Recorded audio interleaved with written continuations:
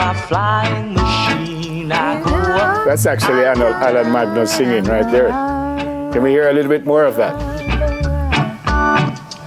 I can fly with the birds, I can float with the wind. I go up in the air, I can dance in a spin in my flying machine.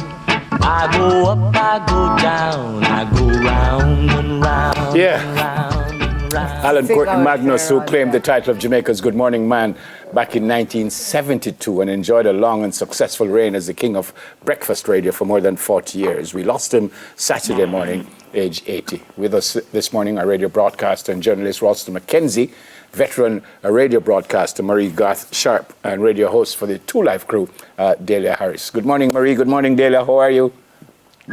Good morning, and how you all doing? We are very well. I just saw the great Harris come up, but Ralston is in studio with us. Miss Marie, I'm going to start with you. Morning again. Tell me about the early Alan Magnus. Well, Alan came to RJR about 4 years after I joined RJR, and they asked me to train him. And that was no big deal because he was just a natural talent.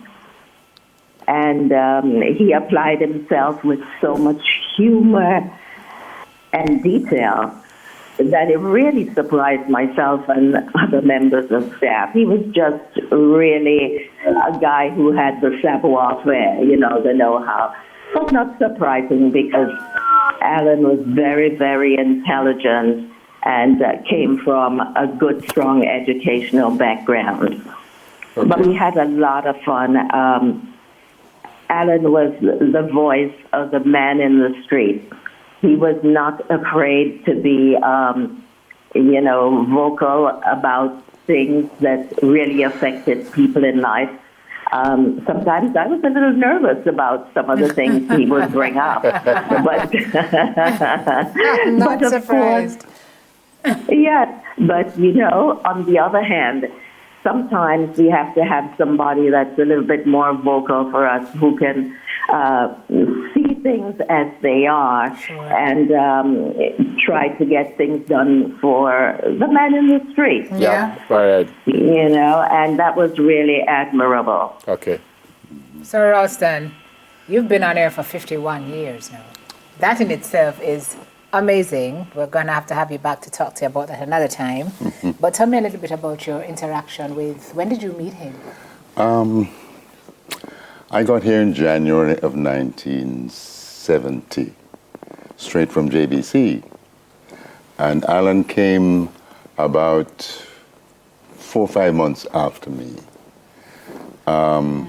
Then program director Hugh Wong, who employed me, took him down to the library where I was and some of the librarians, including VB, by the way, Reverend VB. And he met with staffers, and we were introduced as the new man. We didn't know where he was going to be slotted. Marie spoke about training him. Marie also trained me, along with a gentleman named Howard Clark. He was the producer at the time. And we were asked to sit in with the announcers. All of us never went on air right away. Which is right. Yes. Don't get me started on that, sir, man. Yes. We went through a training of at least 3 months, sitting with each announcer in their various shifts to learn the ropes, as it were. But Alan was a natural. I remember when he came in with a smile, a broad smile on his face, the place was a bit strange to him, and we could see that he was, what's going on here, kind of thing. But he didn't know that the library was so huge, which we all did when we came in. So we met on that occasion. Wow. Each of us had our own schedule of who to sit with before we actually went on air. Yeah. What do you remember most about him before we head to Delia? Well, his sense of humor, he was candid, a people person, totally outgoing, always smiling, you know, engaging as it were all the time, and his commitment to getting it done, you know. What I marvel about is how long he spent doing that one shift, 5 days a week, you know, to get up at 4 o'clock to get here for 5. You guys too. Well, what's your idea about that, Rose? Yeah, it really does take a lot out of you. There's a picture there with him, with Doreen, who came in after having been discovered from a beauty contest. So, you know, you speak about Alan coming in as a natural, so did she, and they worked together so well, the Madman and the Donut.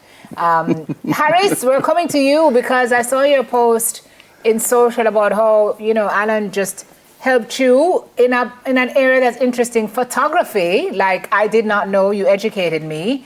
Your interaction with him mentions him as somebody who was not afraid to help mentor and work with and to bring the younger broadcasters and journalists along. So talk a little bit about your own reflections of him. Yeah, and I think that's a lot of what Marie and Ralston have said. I was amazed by Alan's passion. I mean, we were at home growing up listening to him on radio and thinking, oh my gosh, I'm so obsessed with Alan Magnus. Alan loved radio. He loved to get up in the morning and interact with his public. And I think it was a responsibility that he took 100% seriously. Like, we were his friends, family. And every young person on Radio Jamaica, producer, presenter, will tell you that once you got into his presence, it was going to be a teaching moment. There was some knowledge that he was going to impart. He was going to make sure that you learned something, that you are a better person. So I went and I bought this camera, and then I came home. We were sharing an apartment during the London Olympics. I lived with him for 2 weeks. It was such fun. And I come home and I take 2 pictures. Alan said, what is that? Let me see it. And he said, no. The lighting is wrong. And you didn't do. And for the whole night, Alan was moving from place to place in the apartment, different types of lighting, and said, take it here. And he was posing, himself and his wife, Kerry. And then he would go through the photos and say, all right, so this is what you do. And I was like, okay, he's literally going to teach me how to, and he wouldn't stop until I got it right. So I was amazed by that. And at night, when work was done, we would just share stories and laugh and laugh and laugh. You couldn't be in his presence and not laugh.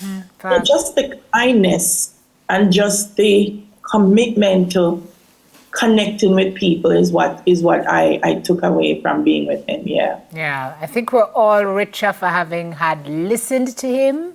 We all feel as if we knew him. Well, some of us had the opportunity and the blessing to do so, but you couldn't listen to him for the extended period of time that you did and not feel like it was your uncle or your, you know what I mean? Just that kind of interaction, which shows you how good But I figure, he is. you know, since this is the way that